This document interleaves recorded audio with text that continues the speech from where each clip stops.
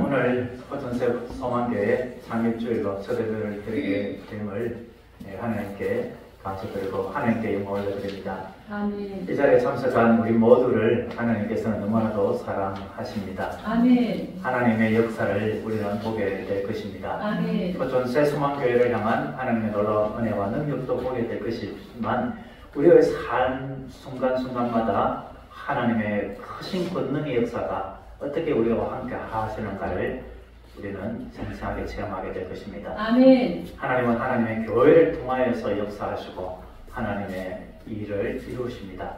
아멘. 하나님 중심, 교회 중심, 특별히 교회 중심이라 함은 하나님 말씀 중심을 이야기합니다. 하나님 말씀 중심으로 하나님께서 기뻐하시는 대로 우리가 살아가면은 하나님은 살아계시고 역사하시는 하나님이다. 이것을 경험하게 될 것입니다.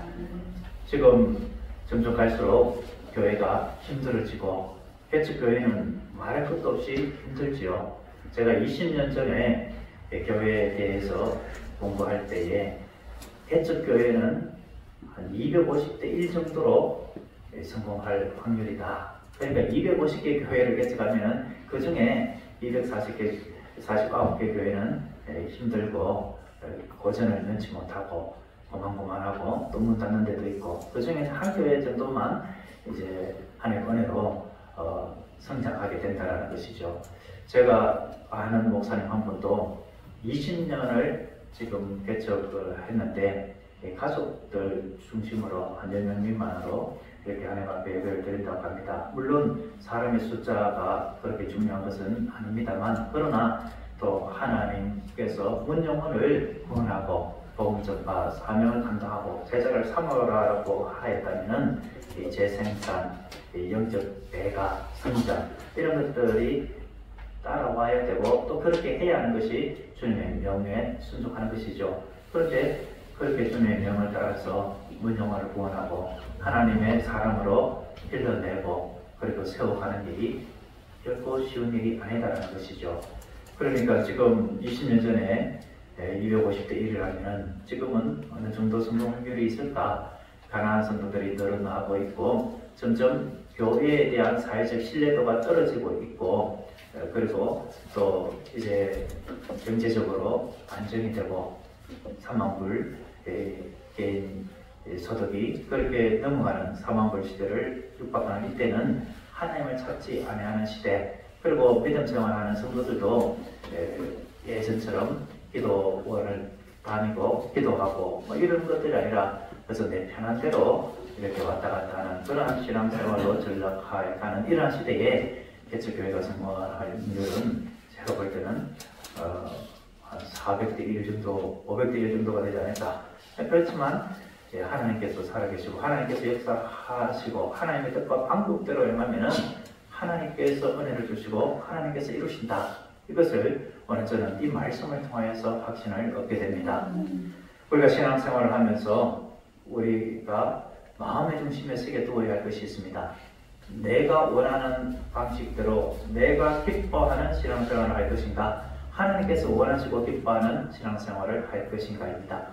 하나님께서 원하시고 기뻐하는 신앙생활을 하면 여러분들의 가정, 자녀, 직장과 사업도 하나님께서 은총을 베풀어 주시고 하나님께서 우리가 할 수 없는 그 일을 행하여 주시는 것입니다. 아멘. 내가 원하고 기뻐하는 대로 신앙생활을 하면 힘이 들죠.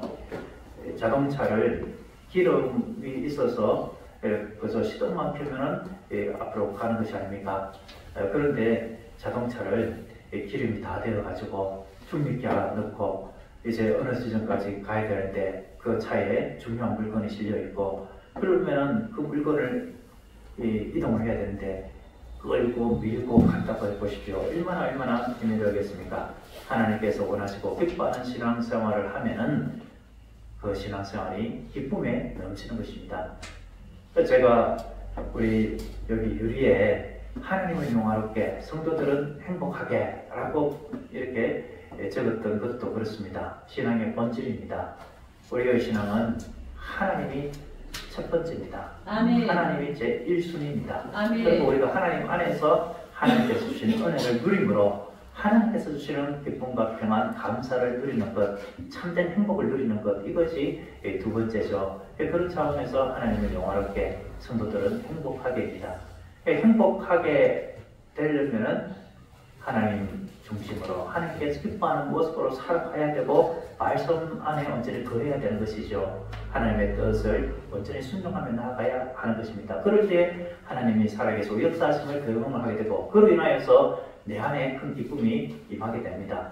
그래서 저는 내가 먼저 행복해야 하겠다. 물론 첫 번째 주는 하나님의 영화롭게 되고 그리고 성도들은 행복하게 하는 그 성도 중에 저로 적용할 때 여러분들로 적용하면 여러분이 제일 먼저가 되겠죠. 내가 먼저 하나님 안에서 행복하고 만족하고 기쁨을 누리는 신앙생활을 하고 그리고 결혼한 우리 어른분들은 배우자 그리고 자녀들 이렇게 행복하게 하고 그리고 나를 통하여서 만나는 사람들이 나 때문에 그리고 주님을 만나고 주님으로 인하여 행복할 수 있도록 하는 것 이것이 우리가 제가 선택지에 붙였던가요. 원래 지금 5월달이지만 표로 삼은 부분입니다. 이 모든 것들은 하나님께서 원하시고 기뻐하는 신앙생활을 할 때 가능한 것입니다. 우리의 신앙의 삶은 나 중심에서 주 예수 그리스도 중심으로 하나님 중심으로 옮겨가는 것이 되어야 합니다. 우리가 예수 그리스도를 나의 구주 나의 하나님으로 영접한 의미를 제가 청년축복교회 사역할 때에 계속해서 강조를 했죠. 예수님께서 나의 주인이십니다. 왕이십니다. 하나님이십니다. 이것을 인정하고 고백하는 삶을 살아가는 것이다 라고 했습니다. 우리가 기도할 때도 마찬가지입니다. 하나님께서는 우리의 필요를 아시고 채워주시는 것입니다. 그런데 우리가 기도하기를 바라시고 기도할 때에 채워주시는 면이 있습니다. 기도하지 않더라도 모든 것을 아시기 때문에 채워주시기도 하지만 예수님께서는 구하라 찾으라 문을 두드리라 하고 했습니다. 그렇게 하나님을 의지하고 기도할 때에 채워주는 것을 통하여서 하나님께서 하신 일이구나 이것을 고백하게 하고 하나님께 영원 돌리도록 하기 위하여서 구할 것을 구하라고 했습니다.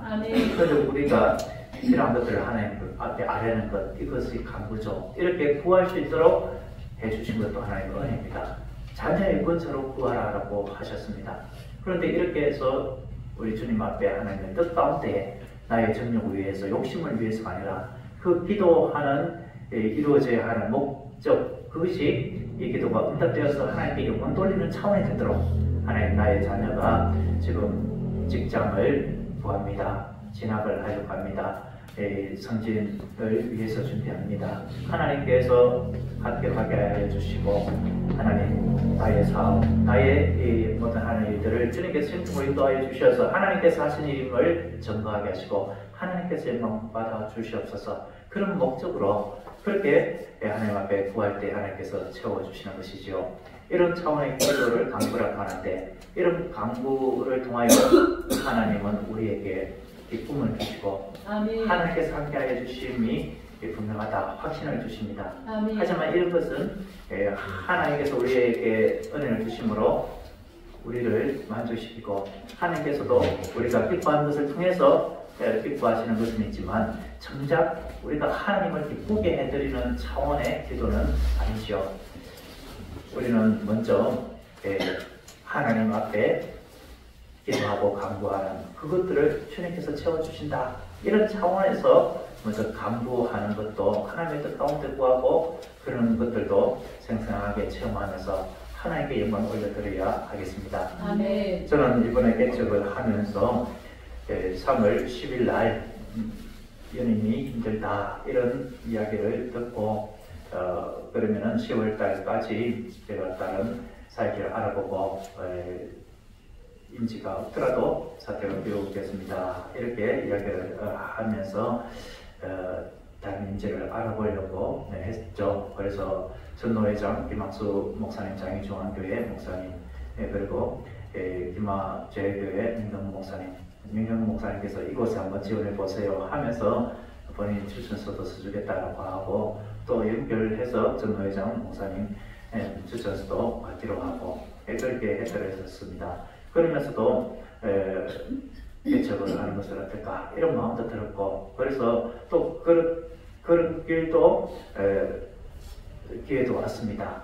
제가 CC 예수교단체에서 대학생 시절에 있었는데, CC 지도교수였던 분이 우리 통합적 또 목사님이시기도 하고, 지금은 백석교단에서 백석대학교에서 가르치시는데, 본인이 개척한 교회에 성도 한 명도 없고, 그 교회를 제가 아는 목사님, 부교제로 했던 목사님 소개시켜 줬는데, 그분이 코로나 시기 힘들어서 이제 사임을 하고 비었는데, 대구 쪽에 있습니다. 대구 쪽에 있는 그 교회 이쪽으로 이름을 옮겨서 제가 그렇게 사역을 할 수 있도록 그 길을 이렇게 저렇게 해보겠노라 이렇게 하는 일도 있었습니다. 그런데 그게 바로 되어질 일은 아니고 시간이 요하고 또 노예 차원에서 이런저런 과정들이 필요한 일이고, 그래서 그것은 썩 그렇게 마음에 좀 와닿지는 않았던 것입니다. 그러던 중에 이런 이야기들을 우리 노예 서기 목사님께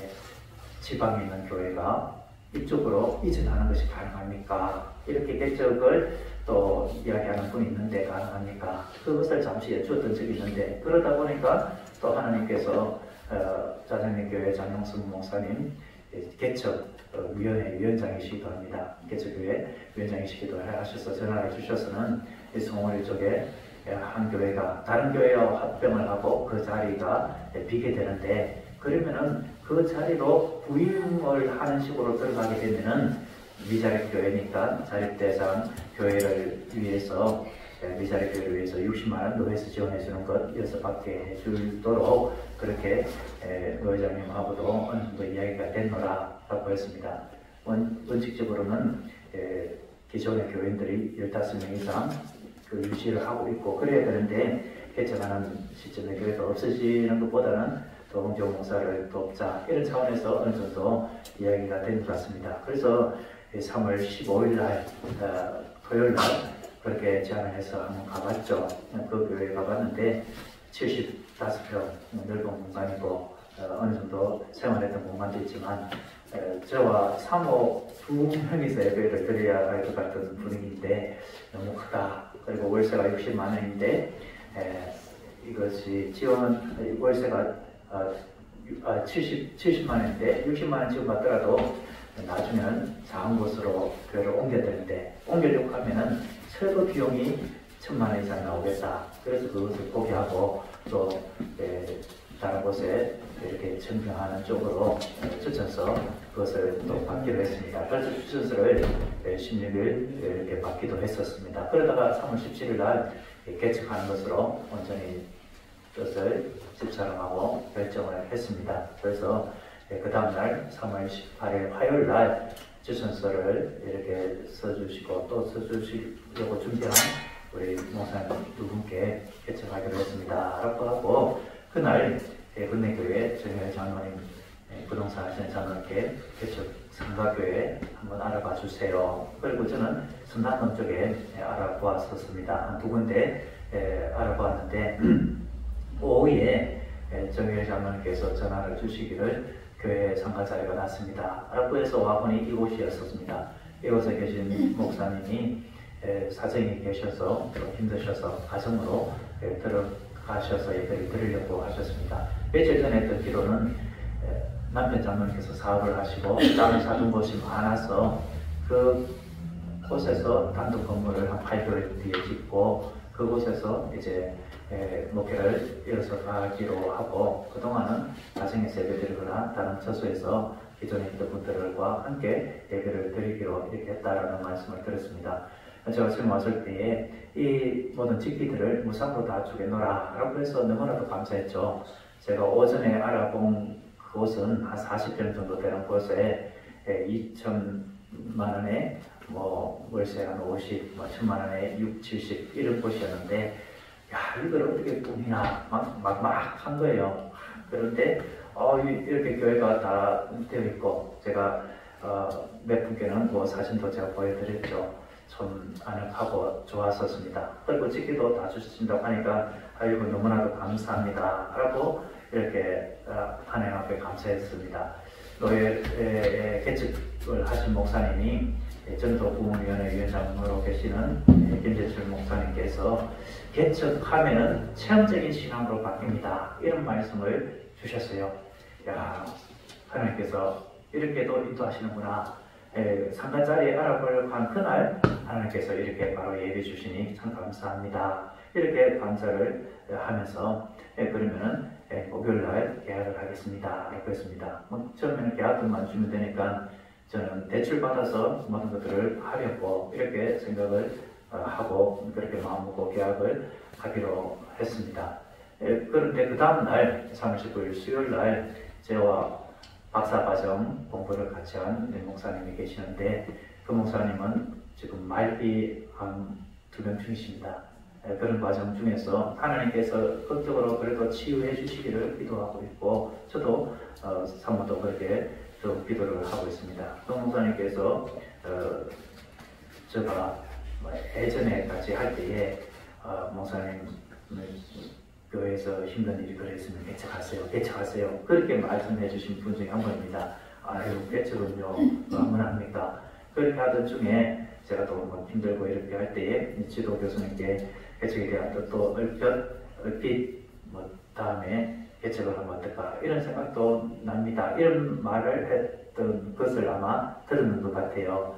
그래서 저에게 전화를 와서는 요즘 어떻게 지내십니까? 하고 개척을 하려고 이번 주 월요일날 이렇게 이틀 전이죠. 그렇게 사모와 뜻을 정하고 이렇게 바로 계약을 하기로 했습니다. 이렇게 했어요. 그러니까 이 목사님, 윤정민 목사님 여기 향기로운 예물에 이름이 있습니다.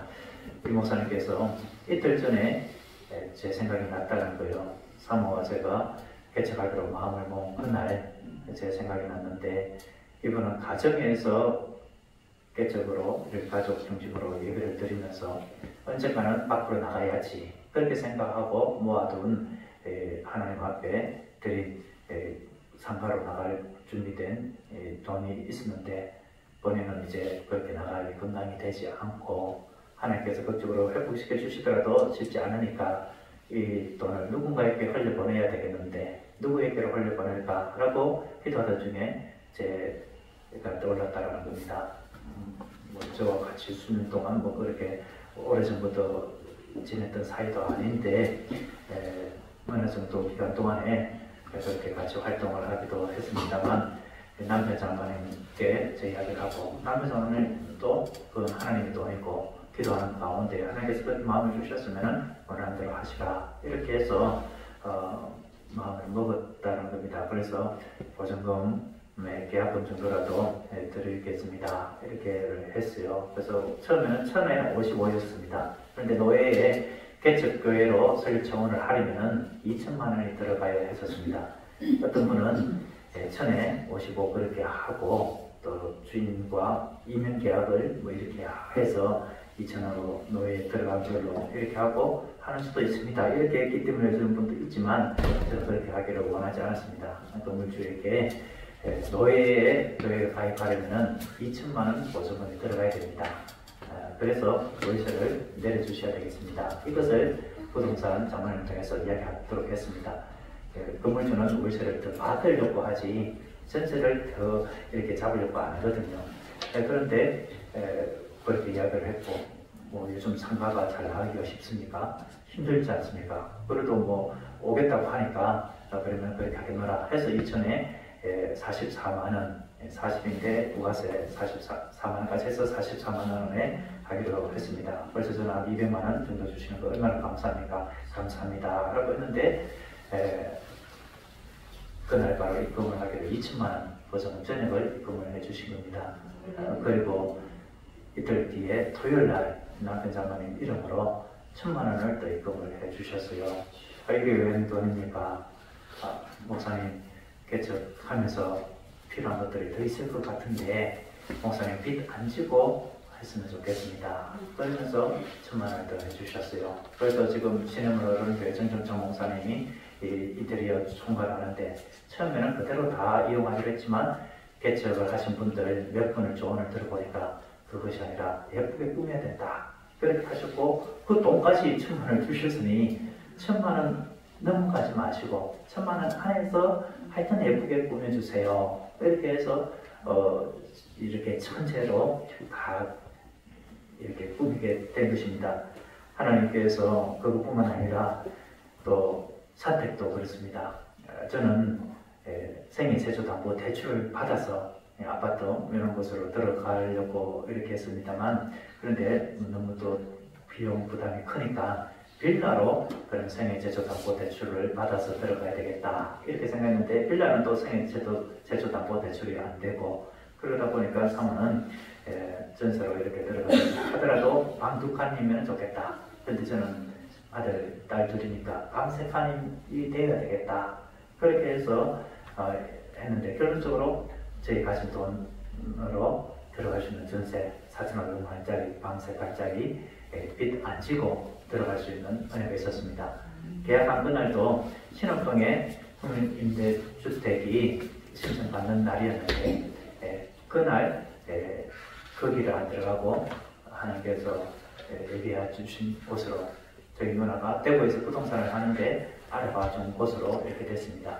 국민임대주택에 들어갔더라면 방이 2칸이고 관리비 14, 5만 원, 월세 한 9만 원 이렇게 들어갈 건데, 여기는 관리비 2만 원. 그러니까 이 모양 저 모양으로 하나님께서 딱 맞게 필요한 것들을 채워주셨고, 지금 여기 보면 스타일리아 세차가 있습니다. 버전세 성만교회 선팅까지 다 했는데, 저는 제 퇴직금 또 청양축복교회에서 마지막에 잘 또 신경을 써주셔서 일반적인 퇴직금보다 더 많이 주셨어요. 2,100만 원을 주셔서 저는 2,100만 원 그거 넣고 나머지 5년을 할부로, 그러니까 39만 얼마 40만 원 나왔습니다. 그렇게 하려고 하면서, 그런데 바로 차는 살 수 없으니까 월세와 차량 할부금 40만 원을 감당할 정도 되면은 차를 사야지. 그 시점이 한 최소한 5, 6개월 또 뭐 올 가을 그 이유가 될 수도 있겠죠. 그렇게 생각을 하고 있었습니다.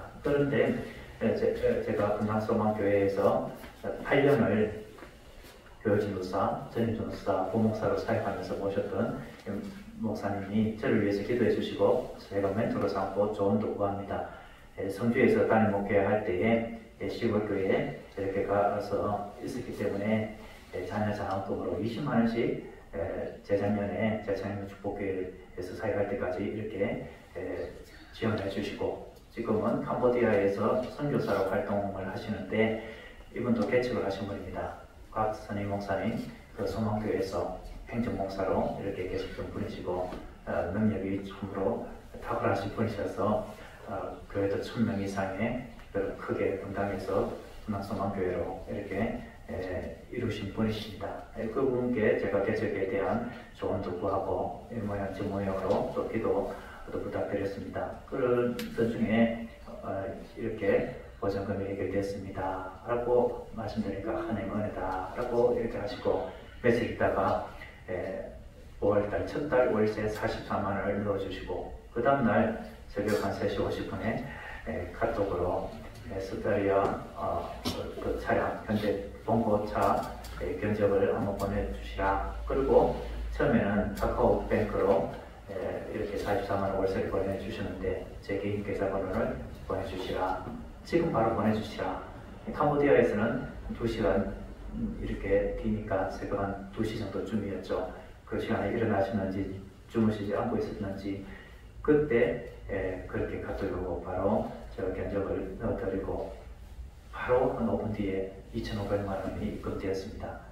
그러니까 그 2,500만 원에 이제 퇴직금 중에 1,800으로 차를 4,300만 원짜리 새 차를 일시불로 사고 보험금 100만 원 내고 200만 원 하나님 앞에 드린 퇴직금 남은 거 저는 창립기념 예배를 가을 노예 이후에 노예에서 교회로 승인되고 난 이후에 드려야지 이렇게 생각을 해드렸습니다. 왜냐하면 또 금화비도 드리고 이렇게 저렇게 돈도 필요하니까. 그런데 200만 원이 남았으니까 6월 22일 날 창립 감사예배를 거기서 조금만 더 보태면 될 것 같아서 그렇게 드리기로 하고 순수자들도 다 지금 예비되어 있습니다.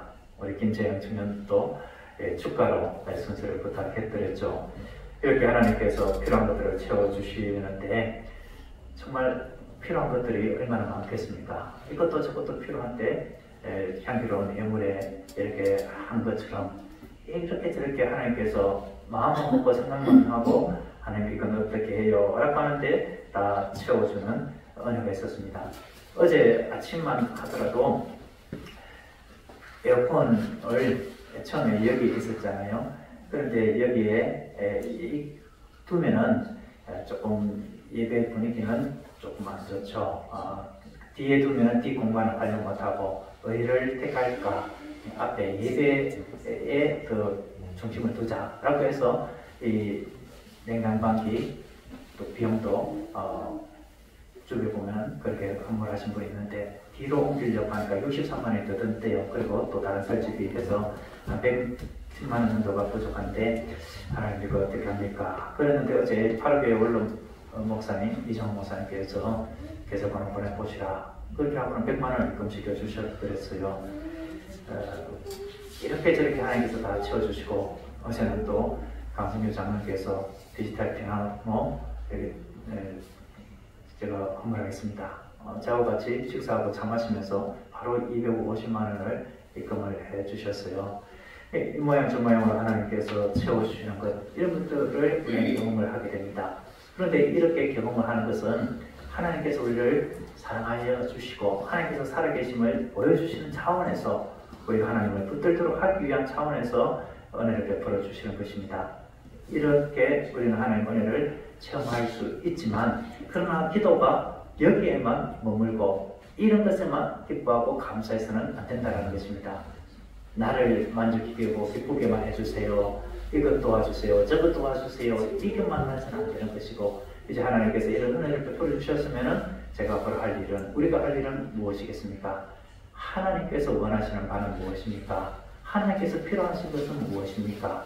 제가 필요한 것 하나님께서 채워주셨으니 이제 제가 하나님의 필요한 것을 제가 이루기 위해서 애를 써야 하지 않겠습니까? 이것을 묻고 하나님의 뜻을 찾고 그대로 순종함으로 나아가는 것 이런 기도가 필요한 것입니다. 오늘 본문에 보면은 이런 차원의 믿음 생활을 한 인물이 바로 갈렙입니다. 갈렙은 어떠한 인물인가를 6절에 보면은 이렇게 이야기하고 있습니다. 그때 유다 자손이 길갈에 있는 여호수아에게 나오고 그니스 사람 여분네의 아들 갈렙이라고 했습니다.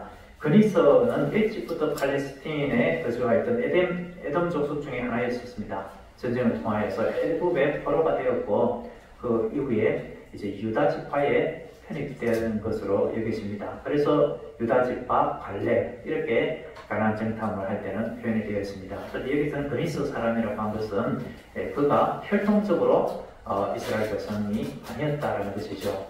이런 것을 보면은 구원은 혈통으로가 아니라 믿음으로 얻게 된다. 그리고 하나님께서 기뻐하시고 원하시는 것은 참된 믿음에 근거한 신앙생활이 되어야 한다. 이런 것을 갈렙을 통하여 보여주고 있습니다.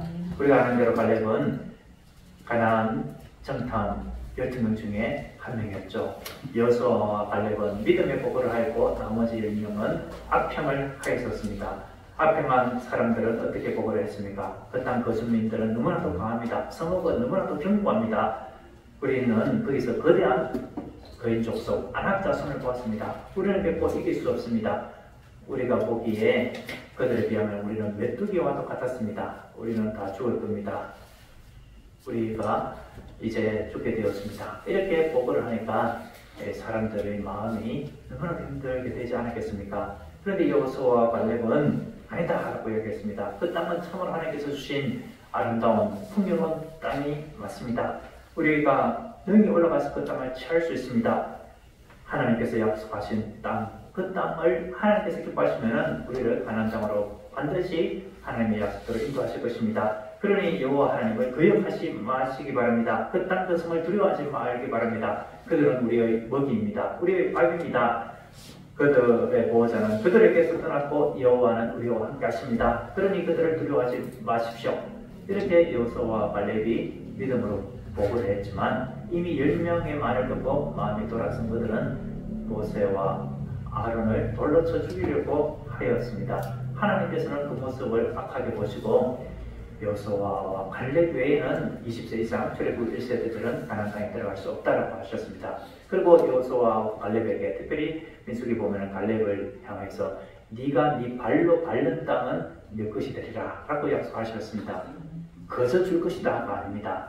그 땅에 거주민이 있는데 네가 나와 함께 하는 것을 확신하고 내가 너와 함께 하는 것을 믿고 나아가면은 그 땅을 차지하게 하겠다.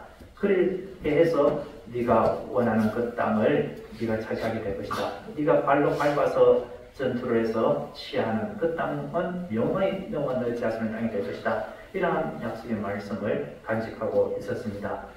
그때가 40세였습니다. 지금 본문에 85세, 45년이 지난 때에 있었습니다. 믿음의 사람은 하나님의 약속의 말씀을 간직하는 사람입니다. 그리고 그 약속의 말씀을 붙드는 사람이요, 그 약속의 말씀을 이루기 위하여서 애쓰고 노력하는 사람입니다. 그저 아무렇지도 않게 하늘에서 감이 떨어지기를 기다리고 있는 것이 아니었죠. 갈렙은 하나님의 약속을 이루기 위하여서 가나안 전투를 치르기 위하여서 어떻게 해야 하겠는가, 그것을 늘 생각하지 않았겠습니까? 더욱 걷는 관리를 했을 것입니다. 더욱 무예를 연마했을 것입니다. 시략을 짜기 위하여서 계속 노력을 했을 것입니다. 그리고서 하나님을 더욱 의지하는 그 믿음을 붙들었을 것입니다. 가나안 원주민과 싸워 이길 그 모든 만반의 준비를 다 하였던 것입니다. 그렇기 때문에 85세의 나이에 이 산지를 나에게 주소서 라고 하면서 하나님의 약속의 말씀을 붙들었던 것입니다. 그런데 우리가 주목해야 할 바는 이 갈렙이 어느 땅을 달라고 했는가입니다. 이 산지를 내게 주소서, 이 보험선가가 있죠. 그 보험선가를 부를 때 어떤 마음이 듭니까? 하나님께 이 산지를 주소서, 이 지경을 넓혀주소서, 이 정도로 이 보험선가를 이해할 수가 있습니다. 하나님께서 더 좋은 것을 주시옵소서, 하나님께서 더 지경을 넓혀주셔서 복되게 해주시옵소서, 그렇게만 생각하지 산지라는 의미가 무엇인가는 잘 생각하지 않고 있는 것이죠.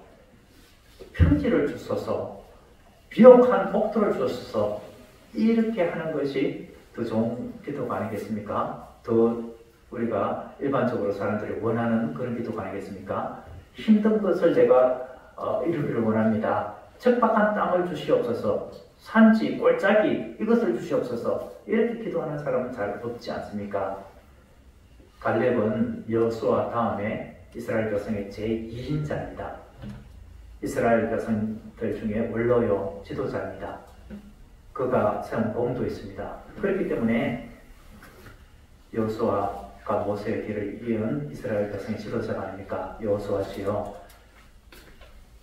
나와 함께 가나안 땅을 하면서 하나님께 받은 그 약속의 말씀, 네가 발로 밟는 땅 너의 것이 되게 해주겠다라고 했으니 저 비옥한 땅 나에게 분배해 주세요. 할당해 주세요. 내가 가서 차지하겠습니다. 이렇게 하더라도 알겠소. 그렇게 할 것이고 백성들도 딴짓할 사람이 없었을 것입니다.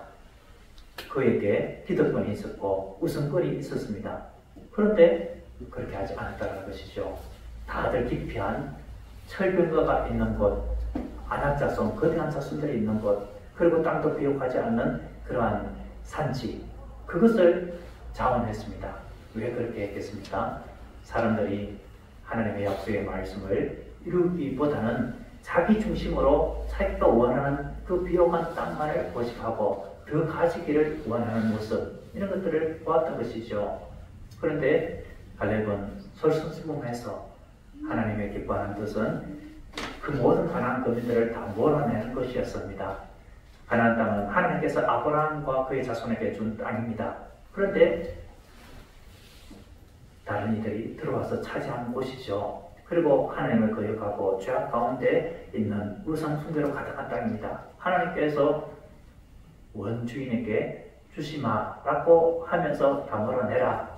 너희들 땅이다. 그리고 저들은 심판받아 나타난 자들이다. 그러니 한 명도 살려주지 말고 다 몰살시켜라. 하나님께서 하나님의 뜻과 하나님의 공의, 정의를 이루기 위해서 하나님께서 그렇게 명하신 것입니다. 그런데 사람들이 생각하기에 조금 전투하기 쉽고 몰아내기 쉬운 곳 이것들만 고집을 하고 철병거, 견고한 성읍 이런 것들은 원하지 않았던 것이죠. 그래서 결국 나중에 그들로 인하여서 남아있는 족속으로 인하여서 우상 숭배하고 이스라엘 백성들이 타락하게 됐죠.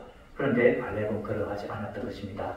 우상을 숭배하고 그렇게 하나님 두기를 싫어하는 자들 그렇지만 점령하기 힘든 그곳 산지를 헤브론을 주시옵소서라고 기도하였던 것입니다. 12절에 그날에 여호와께서 말씀하신 이 산지를 지금 내게 주소서라고 했습니다. 헤브론 산지 아낙 사람이 있는 곳 성읍들은 크고 견고한 곳. 그러나 11절에 갈렙은 어떻게 이야기합니까? 여호와께서 나와 함께 하시면 내가 여호와께서 말씀하신 대로 그들을 쫓아내리이다 라고 말하고 있습니다. 하나님께서 함께 하면은 아무리 척박하고 견고하고 거대한 족속이 있을지라도 하나님께서 차지하게 해주신다. 이 믿음이 있었던 것입니다. 하나님께서 원하시는 뜻이 그 가난한 원주민들을 다 몰아내는 것이니까 그 일을 내가 자원해서 하면은 하나님께서 도와주신다. 이 믿음이 있었고 그것에 대한 준비도 했기 때문에 하나님의 인도하심을 확고하게 믿었던 것입니다. 여호수아는 그대로 허락을 했고 갈렙은 그 땅을 차지했었습니다. 갈렙은 사람들의 눈에 보기 좋아 보이는 것을 택하지 않았던 믿음의 사람이었습니다. 헤브론은 믿음의 유산을 간직한 곳입니다. 아브라함이 거하던 마물의 상수리 숲불이 있던 곳입니다. 마물의 상수리 숲불 이곳은 아브라함이 기도하던 곳, 예배하던 곳입니다. 하나님께서 약속하신 그곳 나중에 다윗이 그곳을 수도로 삼고 그렇게 7년 반 동안 통치하였던 곳입니다. 유다 및 이스라엘의 왕으로 기름 부음을 받은 곳도 헤브론이었습니다. 다윗도 그 헤브론을 하나님께서 기뻐하시던 그 장소이기 때문에 그곳을 택하여서 수도를 이렇게 삼았던 것처럼 갈렙도 그 믿음의 조상 아브라함이 하나님 앞에 가했던 그것을 원하였던 것입니다. 사람들이 보기에는 산지고 좀 안 좋아 보이지만 그러나 하나님의 은혜가 머무는 그곳을 택한 것입니다. 여러분 평야를 주소서 이런 찬양이 아니라 험악한 산지를 주소서 이 찬양이다. 이 찬양은 내 뜻을 이루기 위한 그 목적이 아니라 하나님의 뜻을 이루기 위한 그 목적의 찬양 가사였고 오늘 본문에서 나온 이 가사였다. 이것을 우리는 생각해야겠습니다. 하나님 중심, 하나님의 뜻을 이루는 것을 목표로 삼았기에 자신의 기득권을 주장하지 않았고 결국 하나님의 뜻대로 하였기에 다른 백성들에게도 선한 영향력을 끼쳤을 것입니다. 저렇게 기득권을 주장할 수 있는 사람이 험한 그 산지를 자원해서 했으니 우리가 이렇게 욕심내서 되겠느냐 이런 선한 영향을 받은 것이 아니겠습니까? 말씀을 정리하고자 합니다. 그렇다면 우리가 어떻게 하나님의 뜻을 이루는 신앙생활을 할 수가 있겠습니까?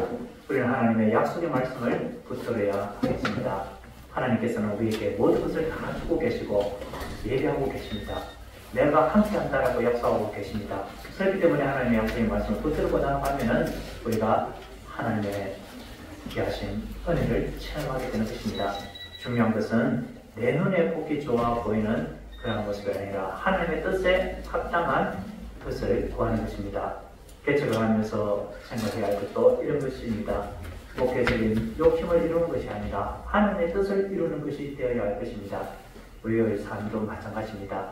내 생각, 내 욕심대로 원하는 대로 하나님 앞에 나아갈 것이 아니라 하나님께서 원하는 대로 살아가는 것이 중요하겠습니다. 하나님의 뜻을 이루는 차원의 산지, 그러한 차원을 목표로 삼고 이 산지를 내게 주소서라고 기도할 때에 선하신 도움을 받게 되고 하나님의 능력을 경험하게 될 줄로 믿습니다. 기도하겠습니다. 하나님, 우리에게 귀한 믿음 주시고 은혜로 함께 해주심에 감사드립니다. 포천 새소망교회를 개척하게 해주심에 감사드립니다. 우리의 삶 속에 함께 해주신 모든 은총에도 감사드립니다. 간절히 기도하기는 우리의 욕심으로 구하는 산지가 되지 않게 주시옵소서. 하나님의 뜻을 이루는 차원의 산지를 구하며 하나님께 영광 올려드리게 하옵소서.